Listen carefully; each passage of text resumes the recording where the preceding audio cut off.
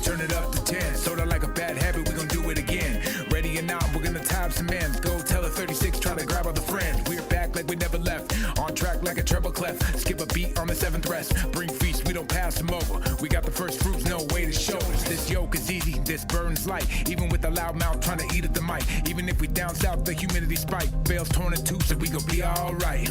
It's all grace till the Hoff goes off. Heretics better run till the top blows off. Got them all stood still like a jaw full of Botox. Time to break them down like a jaw on a blow pop. Don't stop, they're in need of it though. Through grace by faith, they could easily grow. New wave, new age, new way to see bro. Now one truth, life, one way to his throne.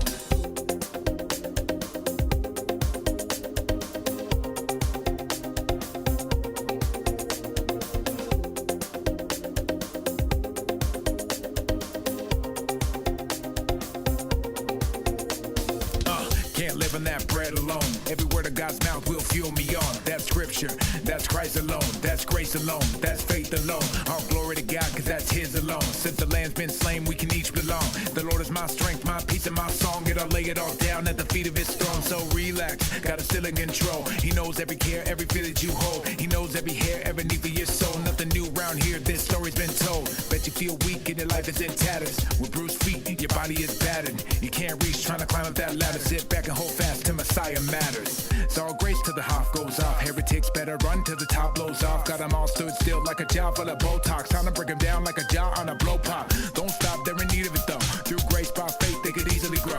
New wave, new age, new way to see bro. Now one truth, life, one way to his throne. Bet you feel weak and your life is in tatters. With bruised feet, your body is battered. You can't reach, trying to climb up that ladder. Sit back and hold fast till Messiah matters.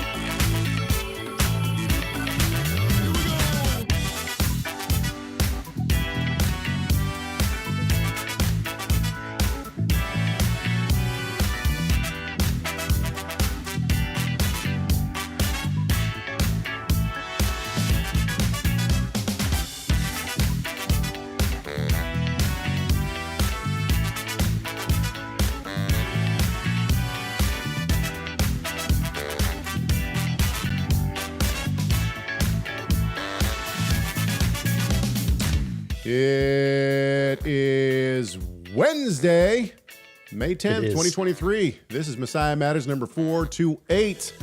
I found Rob. My name is Caleb Haig. And I am found. I once was lost, but now I'm found. Yes. To quote a famous hymn. We haven't done hymns for a while. Oh, we have one on request. Nice. We should do it. That's Rob Vanhoff. Okay. Oh, that's right. That's me. Yeah. So, interesting start to our day. And this show has better be really good. And the reason why is because I'm taking next week off. And I know that we just took 2 weeks off a couple weeks ago, but the family has a planned vacation. And so I was going to try to do a show, a pre-recorded show next Wednesday, but it's just not going to work. We got so much stuff going on. But I have some exciting news. We have been asked by some of our watchers for quite some time to do subtitles. Now, I don't know if we're going to be able to do subtitles, but our graphic artist slash chat room administrator slash all around. We call him Miracle Mike. Miracle Mike found a program that we're going to start using, and we're going to try this out. It might not work, but we're going to try to transcript all of our shows. It's going to be awesome. Oh, cool. So people can search and find specific quotations they hate. That's right. And then they can tweet them. That's the other thing, is that I've been looking into it. Elon Musk has made it a lot easier to live stream on Twitter. And the thing is that I'm always concerned that YouTube is going to censor our show or just discontinue our show. And so I've been toying with the idea of simultaneously, I said that wrong. That's okay. Simultaneously, live streaming to Twitter as well. Which would be really interesting to me because it's a built-in chat room.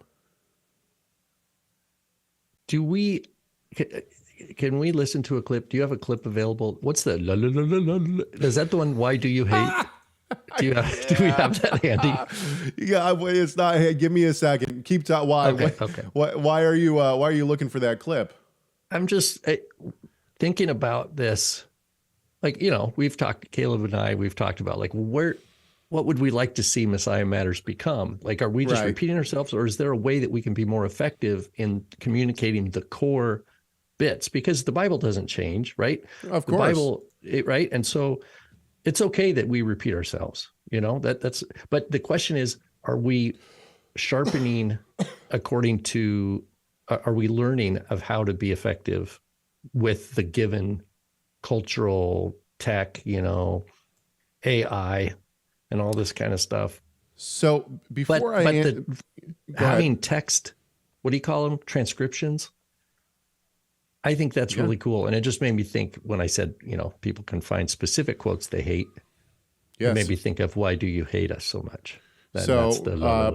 Paul Archer asked, what about Rumble? I will answer that question as soon as we do this. How rude!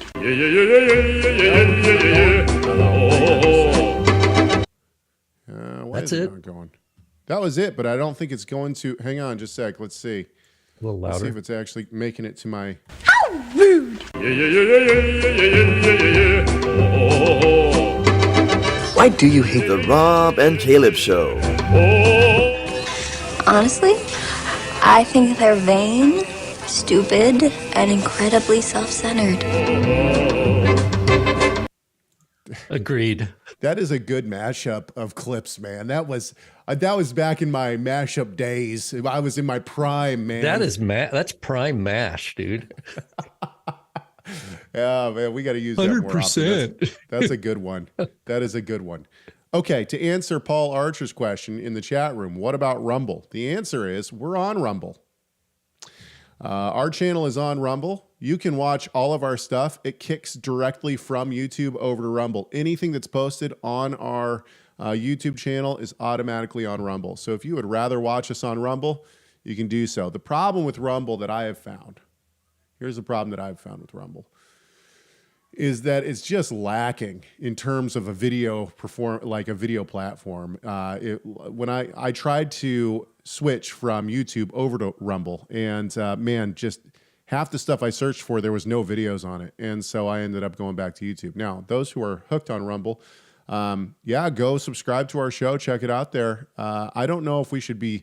Here's the thing: I don't know if we should be trying to live stream to multiple platforms at once. Right now, what I do is I live stream to YouTube, and then this is the back end of the show. People are like, get to theology, but some people like this kind of stuff. So right now, I live stream to YouTube, and I record to my machine all at the same time. I don't think it would take much more to shoot it out to Twitter and or Rumble all at the same time, so people could watch it live on those platforms. The thing that I like about Twitter is that it's becoming a much more interesting platform. And if they monetize, which Musk has said that, I follow Musk on this a lot. He's talked a lot about the video element that they're bringing in. If they monetize, then it will probably do very well for us. Now, right now, we don't have a lot of people that follow us on Twitter. We only have about 70 followers on Twitter. However, I have a feeling that if we live streamed on Twitter, I think that would change rather quickly. I could be wrong, but I think so. Okay, let's get to more important matters. I want to talk about a comment that came in. This is a question that came in actually just 2 days ago. Maria asked this. Now, we were talking about circumcision. This is so you can go find this comment and this clip on our YouTube channel. The clip itself was, did the ancient Egyptians circumcise? And the answer that we came to, of course, on that was yes. Yes, they did. They did circumcise. They did it differently than Israel was commanded to do. They probably did it before Abraham was commanded to circumcise. That's debatable, of course, but it was different. It was done differently. And I made the passing comment that the circumcision that was given to Abraham is a sign of the virgin birth. And so Maria asks, a sign of the virgin birth? can you please explain this? I can't explain this. Actually, there is articles that I will direct you to. First of all, my father did an article that was presented at the Evangelical Theological Society on this very subject. Because it was presented at the Evangelical Theological Society, it is extremely heady. It was not made, he did not write it for the average person. He definitely wrote it knowing he would be talking to a room full of scholars. And so he assumes a extremely well-educated audience.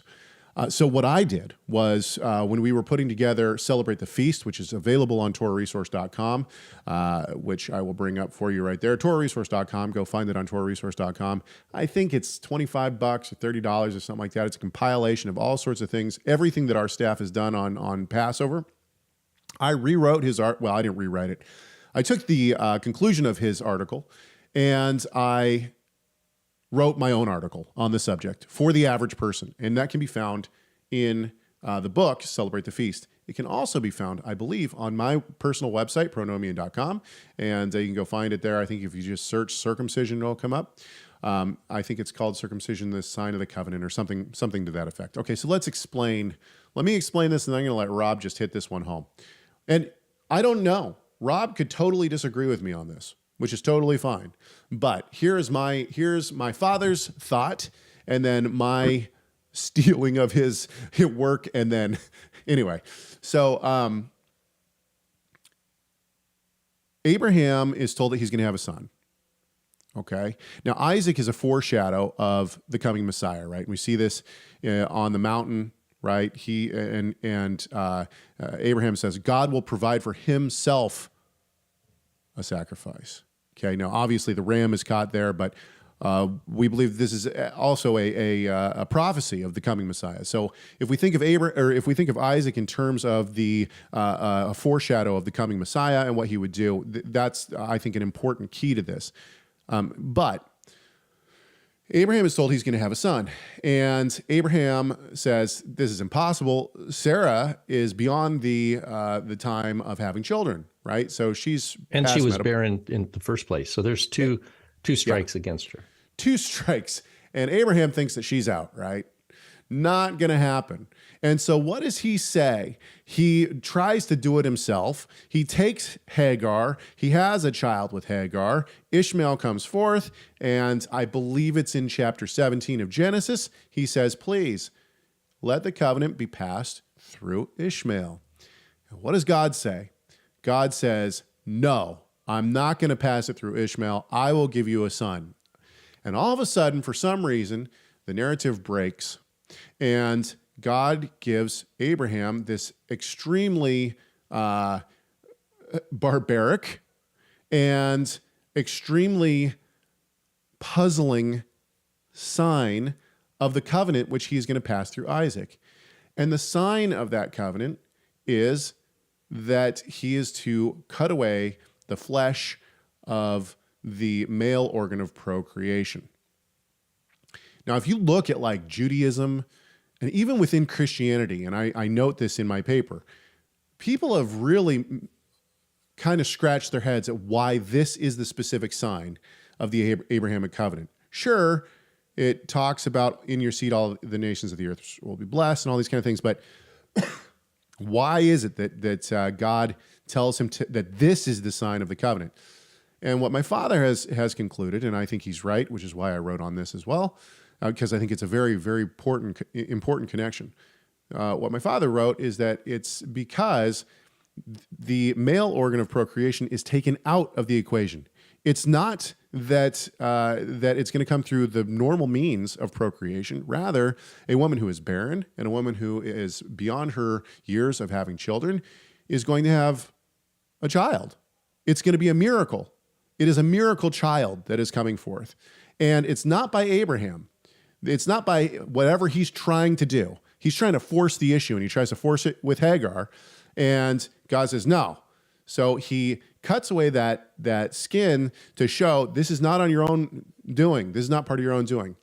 As a prophecy of the coming Messiah, it also is a sign that the coming Messiah, the one that Isaac represents, would come not through the natural means of procreation, right? That the male organ of procreation would be taken out of the equation.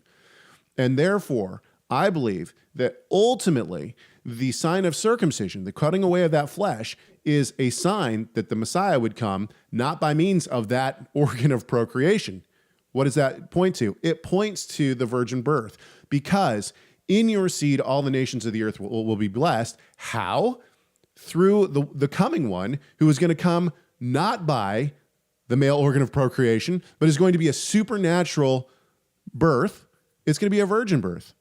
And this is why the mark of in your seed, all the nations of the earth will be blessed, which is the gospel message, which is the message of Christ, right? The sign of that is that the males cut away this flesh, and they ultimately, and this is the irony. This is the irony of this sign, is that, and I'll stop talking in just a second, Rob, and let you take over. The irony of this is that the sign of the Abrahamic covenant, in my opinion, is the sign of the virgin birth, which the Jews maintain but don't understand. Whereas the Christians, maybe they understand, maybe they don't, but they believe in the virgin birth, but they have rejected the sign. Right? They've said, well, we don't have to do that anymore because that was part of the old covenant. It should be flipped, right? The Christians should be like, yes, I'm going to bear the sign of the virgin birth in my flesh. And the Jews are the ones who should say, we don't believe in that. We're not going to do it anymore. But it's not that way. All right. Go for it, Rob. Anything to say on that? Do you agree, disagree? Give me your take. I agree. Because yes. Yeah, agreed, done. Agreed, Next. done. No, well, I mean, we have to remember that the covenant with Abraham is in your seed, all the nations of the world will be blessed, right? And Paul in Galatians calls this the gospel.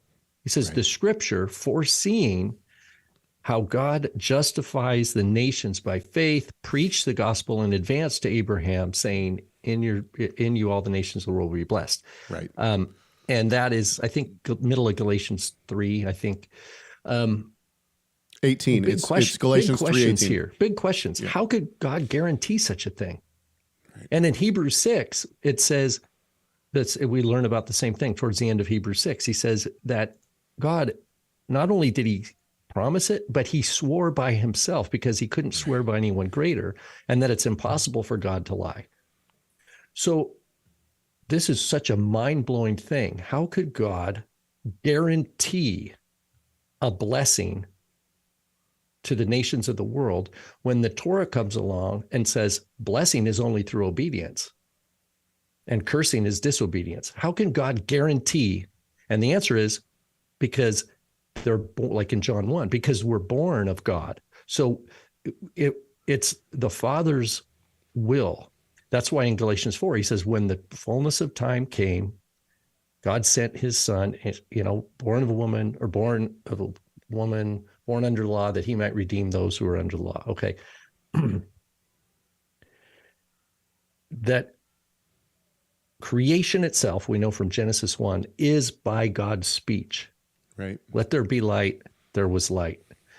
That his promise to Abraham that all the nations of the world will be blessed is no different of an authoritative statement. Right. It is absolutely true. And when he said to Abraham, go and count the stars if you're able, that's what your offspring will be. It wasn't just like God, like, oh, I'm just going to rent out, some giant, a famous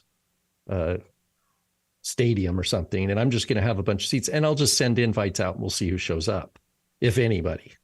That's not the theology of God. God says, I'm going to fill the seats, and I've got a stadium. I'm going to fill the seats, and I know the name of everybody who's got a seat. RSVP'd, baby.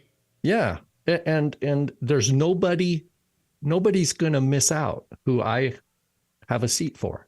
They're going to be there, even if they don't even exist yet. This is the mind-blowing thing to Abraham, and so the closest, and he believes it.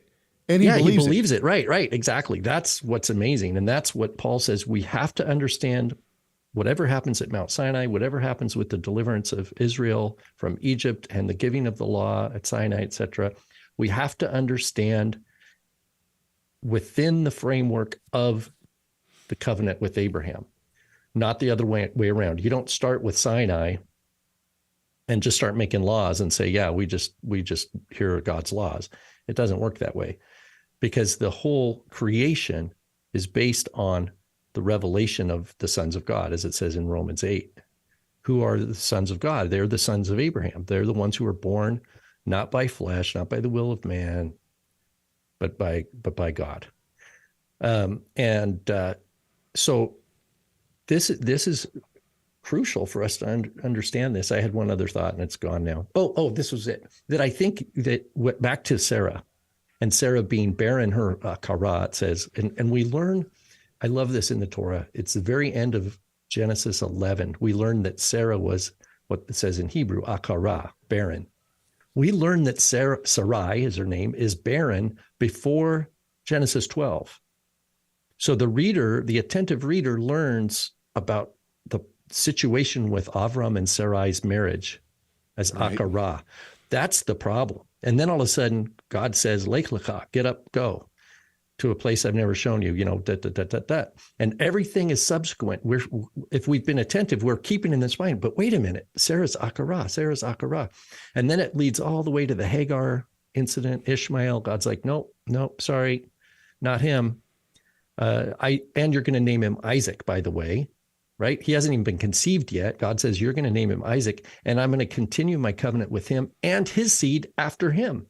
So God's already guaranteeing grandchildren, Jacob and Esau, right? And so God, it's all there. But to the 2 points about Sarai becoming Sarah, she's not only barren, but now she's 80, was she 86? So she's past menopause. This is the closest thing I think in Tanakh to a hint of virgin birth, in that, because all that's left, how could God up that? I'm going to take a virgin girl, and she's going to become pregnant. Why? By my word. Just because I'm the creator and I can do this. And it's so amazing. And this is a crucial thing that separates, among a myriad of things, that separates the biblical canon, the Holy Bible, from other religions and how they, their mythologies and their stories and stuff like this. Anyway, I think it's a great point, great question. And still there. I don't know if I added anything to Okay, I got a couple of things going on here. Are you ready for this? Sure. Okay, number one, Love is Bigger in the chat room asks, is TR going to have any summer classes? I am so glad that you asked, because the answer is... Did we pay her? Was that prompted? Yeah. Was this prompted? No, it was not. She is not on the payroll. However, and we did, and I think that was a genuine question. However, let me tell you about it. She's feeling the vibe. She's feeling the vibe through the screen. The answer is yes, we are. Our very own Rob Vanhoff is going to be teaching. Actually, why am I talking? Rob, go for it. What are you gonna? Well, we're putting together. I've run my outline by Tim Haig, our theological stamp of approval. Right. Final voice is looking through my outline right now. But basically, we're looking at putting, I think it'll be 4 videos. The first one will be a little bit longer than the 3 follow-ups will be shorter. We're going to look at having a little knowledge quiz or knowledge check, a couple multiple choice questions that will link video to video. So it kind of just, it shepherds you through, like you'll do the first video and then a couple of little questions, and then it'll access to the next one. And it's on prayer. That's right. It's on prayer. And so we're looking forward to creating it. And Caleb and I have been talking about it. Caleb's got some ideas of how we might shape this and make it really user friendly. So this is going to be an attempt to do something. The content it's not really new content in terms of, it's good old biblical teaching, but it's the format that we're going to be exploring, how to make it real user friendly in this age of smartphones and Technology. We're AI. not. It might not actually be me. It might be a robot. We'll see.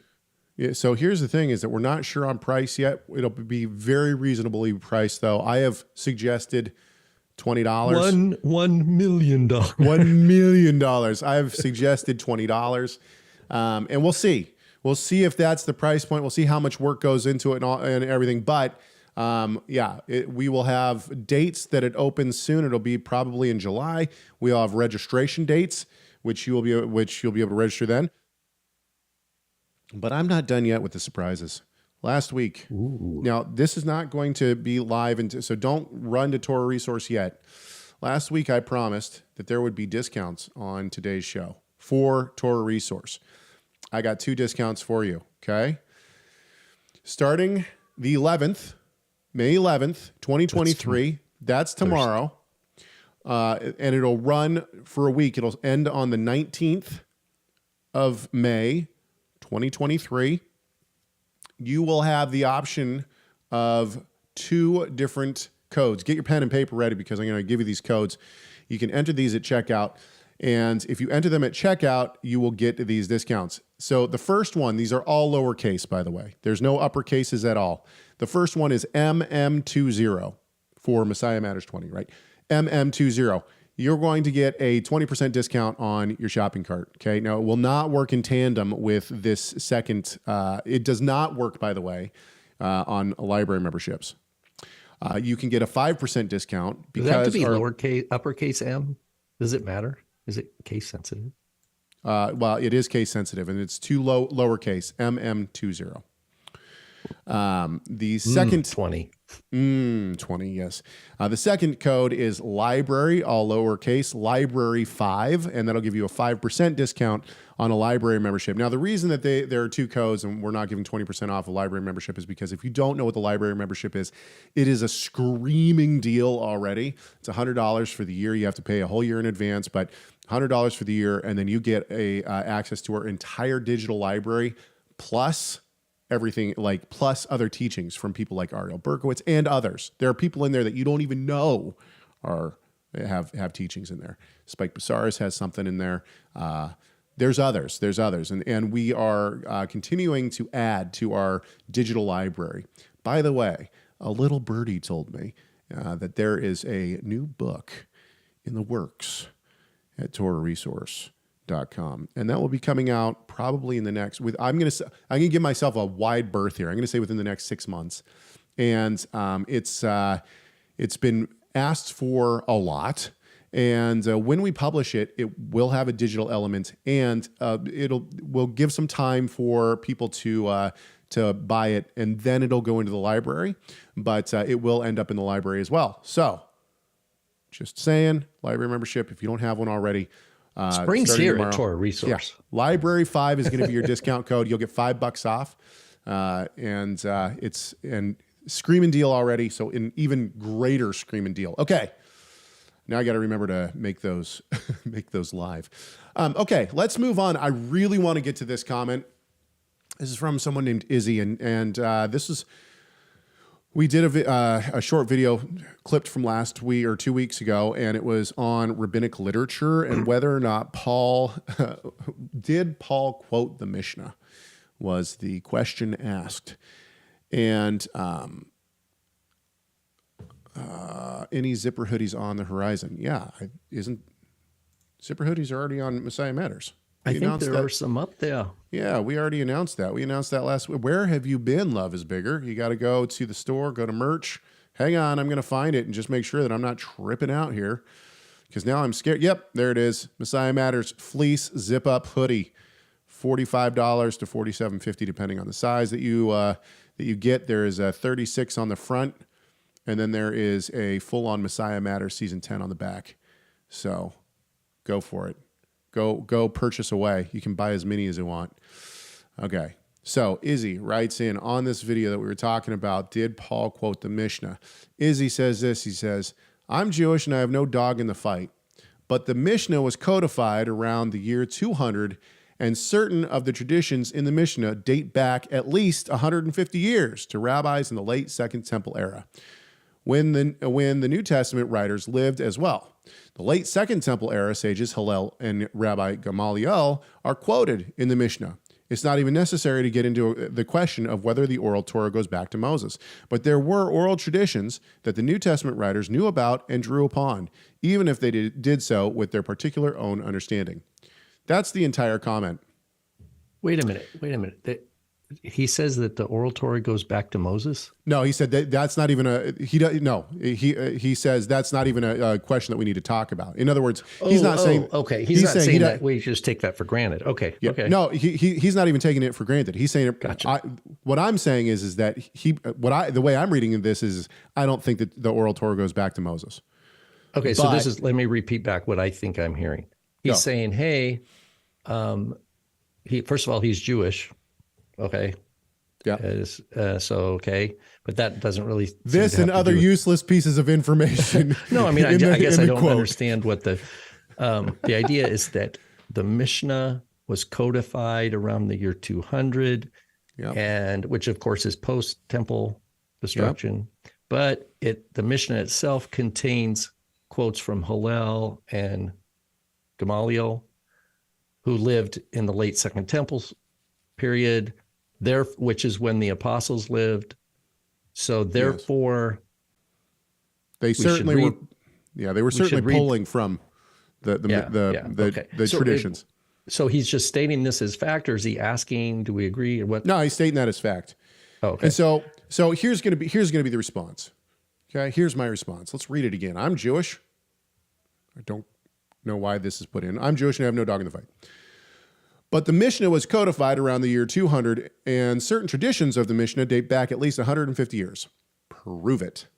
That is my response. There is absolutely no evidence whatsoever that the Mishnah was codified in the year 200. The only evidence that you have is writers, rabbis in the Middle Ages saying that the Mishnah was codified. That's it.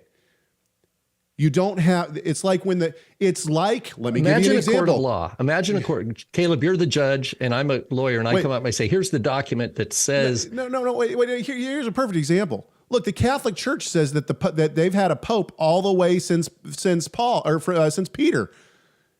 That's why right, they do. Why is what this person is saying? What Izzy is saying is that we should believe people who say things. So because the later Catholic Church says that there's Pope succession all the way from Peter on, we should just believe it. We shouldn't understand that the popes actually came around in the later 3rd, 4th, 5th century, and that the idea of the Pope, like having ultimate authority, doesn't come around into the 5th or 6th century. No, we should just accept what people say. There's a reason that the rabbis want to tell you that the Mishnah is codified in the 200s and that the traditions go back farther. And the reason why is because they want to tell you that the New Testament is based on those things. And Izzy has bought hook, line, and sinker into it. There is no historical data whatsoever that would suggest this to be true. I'm going to keep going, and then you can come back and tell me your thoughts.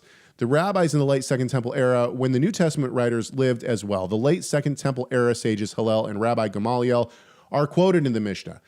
I have done a video on this, and there was a Messianic apologist who just got so upset that I would say such a thing. But I am not convinced that any of these people, any of the quotes in the Mishnah go back to the people that they say are quoting them. I think honestly what's happening is they have to attach their quotes to somebody to make them feel like they have a real strong emphasis.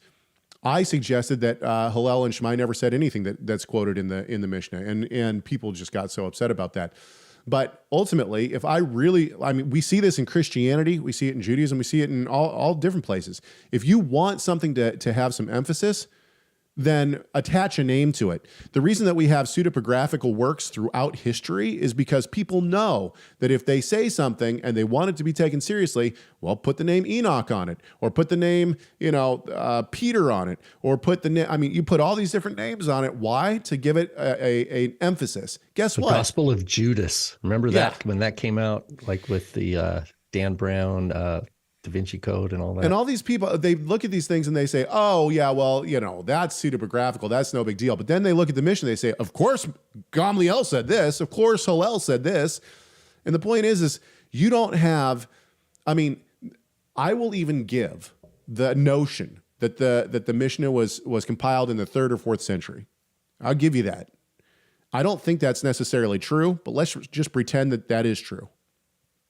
Okay. Now, is there proof of that? I don't think there is. But you have the manuscript of the Mishnah, the first manuscript, full manuscript of the Mishnah that comes out that we have is in the 1200s. It's contained in the 1100s. It's contained in a codex of the Talmud. You don't have anything prior to that. Now, some people might say, well, we have a fragment from the Keicher. It's like 2 words or 3 words. It's real small. And the Geniza, to be fair, is an ongoing research, and they are finding more and more little fragments, but they're still new. They're new fragments. They're medieval fragments. Right. They're not from, 3rd century. So ultimately, this is what scholars have to do. Scholars have to take what they do is they look at the emergence and the kind of the trajectories of the rabbinic corpus. And they know that there's a Babylonian Talmud, there's a Talmud of the land of Israel, they call it the Jerusalem Talmud. And inside both those Talmuds, there is nestled quotations of something called the Mishnah. But if you compare the quotations of the Mishnah in the Babylonian Talmud with the quotations of the Mishnah in Jerusalem Talmud, it's not a fixed, there's not a stable text. What you see is an emerging of discussion, struggle to try to understand the teachings that are stemmed from Rabbi Akiva's disciples. And they are said to have been compiled by Judah the Prince around, and that's estimated around the year 200. But there's no documentary evidence for this. So we have other things that we can look at. We can look at the Dead Sea Scrolls, right? We actually have an ancient Jewish library, right, that is very diverse and very large, that stems from the 1st century BC through the 1st century AD, right, if not longer.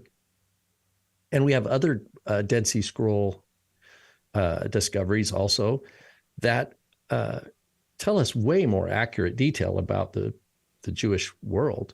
Not only that, we know about the Samaritans. The Samaritans had a Torah of Moses that said Mount Gerizim is where they're supposed to worship.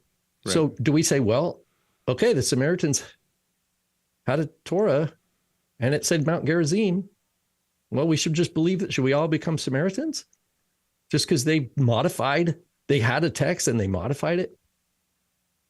Jacob Neusner was one of the main scholars in the 70s that started really publishing in English to say, look, just because the Talmud says a rabbi said something. Right. And what he did, he learned he learned the hard way, because what Neusner did as a young scholar was he said, you know what? There's this famous rabbi, Yochanan ben Zakkai. Yochanan ben Zakkai. I'm going to write his biography. How am I going to do it? I'm going to just scour through all the rabbinic literature and find every time there's a little story about Yochanan ben Zakkai, and I'm going to write it on a 3x5. I'm exaggerating. And then I'm just going to string them all together, and then I'm going to just tell the story. And he did that. And he had a book, Life of Yochanan ben Zakkai.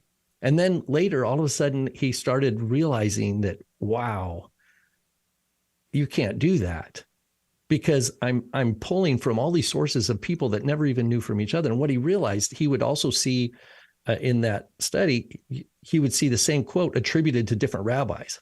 Right. He's like, wait a minute, and then so we started learning that each of these rabbinic classics, like the Babylonian Talmud or the different midrashim, emerged in specific historical times and places, and that all what they did is they drew on a pool of famous names and little anecdotes to tell stories that were relevant in their present moment. Right. And so the big famous one is, like, you can look in the Babylonian Talmud, stories of Hillel and Shammai, right? the famous one, the Gentile went to Shammai and said, "Convert me," and it is while I stand on one foot, right? And Shammai chases him away with a stick, and so then he goes to Hillel and says, "Convert me while I stand on one foot," and he's like, "Okay, love your neighbor as yourself."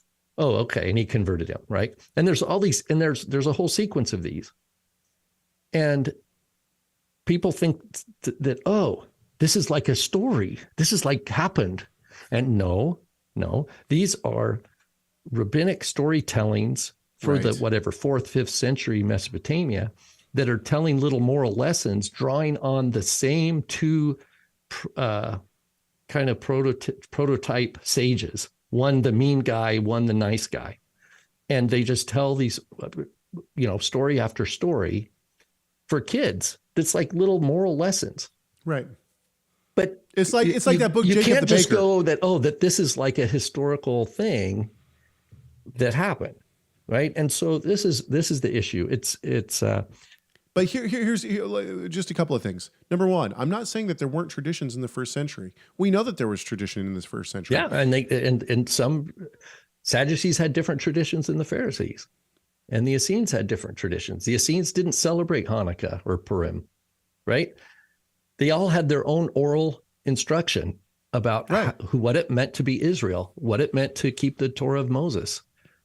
The thing is with the rabbis of the Mishnah is that they're taking and cherry picking from what existed at their time, and they're giving it a story, what we call, and we go way back to the sages in the Second Temple period wasn't enough, because they're like, ooh, we got to go all the way back to Moses. So as time goes on, it stretched, and they gave themselves a longer and longer history to where all of a sudden they actually embrace, and this is the Orthodox Jews today, that Moses received two distinct Torahs at Mount Sinai, one written, that's the one that we have in writing, and one totally oral, and that it was faithfully transmitted every generation all the way down. Here's the thing and then they believe it. So then if you see one more point, like you can see Orthodox rabbis today teaching, and they'll teach like, they'll be reading about the story of David. Yeah, David was studying the Talmud right here. And like they actually project, well, the biggest one is they call him Moshe Rabbeinu, right? Rabbeinu, Moses, our rabbi. They make Moses a rabbi. That's like Peter, our Pope, right? Right. They project their own institution, and they need to give it a backstory. And so Peter becomes the Pope, Moses becomes a rabbi. And the question is, do you want to jump? Is that your worldview? Do you want to inhabit a world where those things are accepted as true? And for me, no, I can't. I can't do that because it's not true. So several things on this. Number one, scholarship, the scholarly world bought in to the notion that the Mishnah was around in the first century, and they did this all the way up until the just like Rob said, until Neusner started to push on this, right? So 1970s and beyond is where you start to have a push against this. But because the scholarly world accepted this, the average person accepted this too, and so it became oral history that the Mishnah was compiled in the 2nd century. And that it went all the way back at least 150 years, if not farther. And that the New Testament is commenting on the Mishnah. And the point here is that now scholarship is saying, whoa, hang on. We're seeing all these discrepancies. We're seeing places that we know these stories are not actually, they're not real stories. They're fake, but they're like lessons. They're attributed to multiple different rabbis. So they're clearly not given to one rabbi. They just attach them to different people. And so the scholarly world is pulling back on this. Now, of course, the people in the pews are going to be the last to get the message. What is really interesting about this, though, is that the Messianic movement, those in the Messianic movement, are so enamored with the Judaism idea, that they don't want to accept this. So you have, when I did a video, this was a couple months ago, I did a video on pronomini.com about whether or not whether or not the Mishnah actually contains any actual quotes from Hillel and Shammai. Like, were they even real people? And I think that they are real people. I think that they were real people. But do we have anything that we can actually attribute to them? And my answer was, I don't think so. I don't think that we have any proof that these people said anything that the Mishnah says that they said. And there are a couple of people in the Messianic movement who they could not believe that I would say such a thing. And this is going to have wide-reaching ramifications and all that kind of stuff. And I'm pulling quotes from Neusner and from, other scholars that is saying exactly the same thing. It's like, this isn't going to have wide-reaching ramifications because this is what scholars have been saying. You just haven't caught up to it. And not only that, but you don't want to accept it. And so for some reason, many in the Messianic, not all, and my father would be a good example of not all, because my father is the first one who proposed this to me. And that's when I started saying, oh yeah, look at that. But you have people in the Messianic movement who are just not going to accept that. They want Yeshua and his disciples to be quoting the rabbis. They don't want the later rabbinical literature to be responding to Christianity. And I think that I think it's in my Acts commentary. I go through a couple of examples of how this of stories that people say, oh yeah, this was probably around in the first century, but I turn it around and say, I think that they're commenting on these New Testament passages. And so I think it works much better that way. Why? Because of the timeline. We don't have rabbinical literature compiled and known about compilation of the Mishnah until at least the 7th century. Now, was it before that? Sure. But at least the 7th century is the first manuscripts we have. We have a similar issue in the Jewish world, and we've talked about this before, with the Zohar. Right. So the Zohar, in the ultra-Orthodox world, they believe that it was revealed by Elijah to Shimon Bar Yochai in the 2nd century, and that it was preserved orally, and then later it's written. So when they read the Zohar, they don't read it as a medieval compilation or even early modern. Right. They read it as if because they had to give it that. They had to give it authority of a rabbinic sage because it sometimes it competes with the Talmud. And so they had to, if they thought it was newer than the Talmud, then they couldn't hold it to the same authority. So they had to give it a history, right? It was presented as being a revelation by a rabbinic sage. Here's another issue if you just think of in terms of Mormonism. So Mormonism believes the Book of Mormon was translated by Joseph Smith, right? But then if you compare later editions of the Book of Mormon, they have to they go back and change it because they have subsequent prophetic revelation. So the initial book is supposedly a translation, and then later they can't retell the story of the revelation, right? They can't tell they can't say Joseph Smith was a bad translator. They can't say he made a mistake. Right. So they reframe it, and the idea again is in all these cases, a story of where this text came from has to be, where does this text came from? It should be noted quickly, and this is one of the things that I got. People said this about me when I was making my video on Hillel and Shammai. This is not a dig on Judaism. Christianity does the exact same thing. Exact same thing. If you look at the gospels that were written, or the epistles that were written from people that are clearly pseudepigraphical. Why are they pseudepigraphical? Because the Christian church wanted authority in certain matters. And so they write stuff and somebody attributes it to somebody else. This is not just a dig on rabbinic Judaism.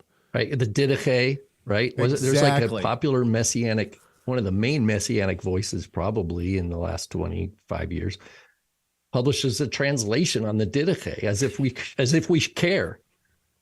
You know what I mean? As if people should care. And there's somebody cares. Somebody cares. They're not building centers in downtown Jerusalem because nobody cares. Somebody's bankrolling. Anyway. Yeah, but the point is it's smoke and mirrors, right? It's deflection from the scripture. And Yeah. So it's just a strange. There's an Orthodox, Eastern Orthodox priest that I follow on YouTube, and he is honestly, except for the fact that he's Eastern Orthodox, he's fantastic. He's really good. And I love listening to his stuff. He does these video shorts. My buddy Jeff Young turned me on to him. He's just fantastic. But he did one. I saw an interview with him. Somebody was interviewing him about Sola Scriptura.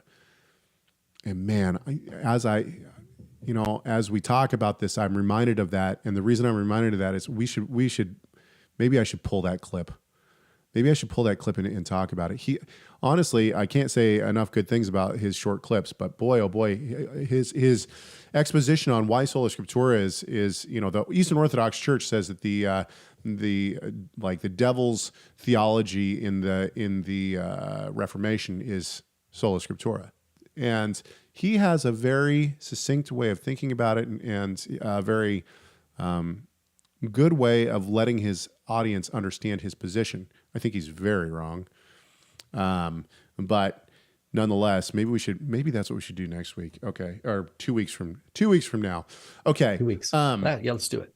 I want to play a short clip here because Bobby K in the chat room, he says, I'm glad you said this, Caleb. No, I'm sorry. Bobby K says, but Caleb, that means we'd need to study the New Testament more than the Art Scroll. God said he chose the foolish things of this world to confound the wise. Do you know if you're an intellectual, you'll probably end up in hell for it? That's Bobby K's contribution to our soundboard. Thank you, Bobby. All right. I'm glad you said this, Caleb. Christian churches add and redo things too. That's right. In fact, what's really interesting, I'm going through church history right now, and one of the things that I've found very interesting is the idea of the Nicene Creed. Right, the Nicene Creed comes out in 325, but the Nicene Creed that we have today actually gets rewritten at the Council of Chalcedon. Right, and they do that because there is much debate over the word homoousios. And of the same substance of right. Being of the same substance, yeah. Right. So it's interesting that we have the Creed of the Council of Nicaea, which is what is the 325 version is called, and then you have the Nicene Creed, which is what everyone uses today, which is not actually the one formatted at. So there, even in, and the reason I bring that up is because there is a rewriting of, they're editing and they're tweaking as they're going along. Now, I don't think that there's anything wrong with that. They're trying to nail down exactly how they believe and what they believe. And some of the debates that go on are not only interesting, but they're just... Caleb, even in the scribal tradition, like the Codex Bezae, for example, right? And you're looking at Luke 22, and that's just one example. And this is now in the lane of the text critics, right? So we have SBL and even ETS, we have scholars that both in the Hebrew Bible and the Greek New Testament are specialists in what we call textual criticism. And what that means is, it sounds mean. Some of them might, like your Bart Ehrman kind of people who are more anti-God, right? That are in those circles, that are, attacking kind of the text maybe, but or attacking the faith tradition, I should say. But what they're doing is they're saying, look, how do we deal with manuscript evidence? Right? Then the text critics they're gonna bring the same scrutiny to texts of the Hebrew Bible, texts of let's say the epistles of Paul, or even manuscripts of the Mishnah, right? Because the text critical methods are not based on who it is, right? Or if this is Bible or not. They'll do the same thing with the writings of Plato or Josephus, right? The idea is, if you have these manuscripts that exist and they're fragmentary, how do we know what the original reading is, right? How do we know, and what are the methods involved with evaluating textual variants? I'm sorry. What I'm laughing at is so when I was doing my thesis, I was so worried that people were going to take my thesis idea and then try to duplicate it and get it wrong. That's what I was really worried about. Now, that certainly could happen in say the Hebrew roots movement or something. Somebody could get take one of the ideas and try to rewrite it and do it wrong. But one of the things that I was starting to get close to was in my studies of Bizet. Some people call it Beza, right? And so, not to be confused with Jeff Bezos. Yes, I'm going to frame this argument, and I'm going to do it quickly. But we're going to take the rest of the time because we only got a couple minutes left.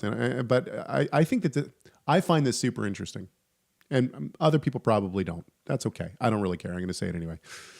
So Codex Bezae is very interesting because there is a Latin side and there is a Greek side. And there's a debate among the scholarly world on which one came first. In other words, which one is the original? One is a copy, one is the original. So which one is copying off the other?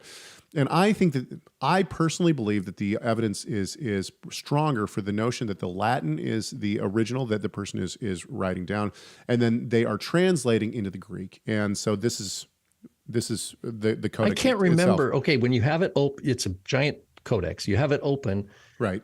Which is the Latin on the left and the Greek on the right? I don't remember. I don't want to say because I'm going to get it wrong. I can't remember. But basically, you have full text on one page is Latin, full text opposite page Greek, or vice versa, and they follow each other. No. And so in my work that I was doing on the Eucharist, I had to jump into all this, and the reason why is because in that codex, it's the only codex that does this, but in that codex, the verse 19 and a little bit more, but verse 19, so 22:19 of Luke is taken out. Now, once again, it's a 4th century manuscript, but it's said that the tradition of this manuscript goes back probably 200 years.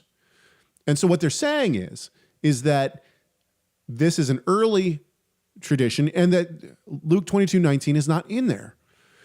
Bart Ehrman runs with this, and what he says is that this is the original. It's the only manuscript evidence that we have of this, but it's the original. Now, everybody else says, no, this is a mistake. They took it out, or they took it out for a reason, right? Bart Ehrman says, no. This was the original, and everybody else wanted this verse in there, and so they add it, and then they distribute it, and it catches like wildfire. That's his argument. And so the reason that this is so interesting to me is because I talked to Bart Ehrman about this. I asked him, I said, and I'll just give you my thesis on this, is that the textual critics have been able to pinpoint where this codex originates from. It originates from Lyon, right, in France. Ooh, Caleb just spoke France. I know. And so and so I started to look at what is going on in the 4th century in Lyon and why someone might not want this verse in Luke 22:19. And it's my belief that what they are trying to do in this city and what the scribes are trying to do is they're trying to disassociate Luke 22 from the Passover. And instead what they're trying to do is they're trying to make it into...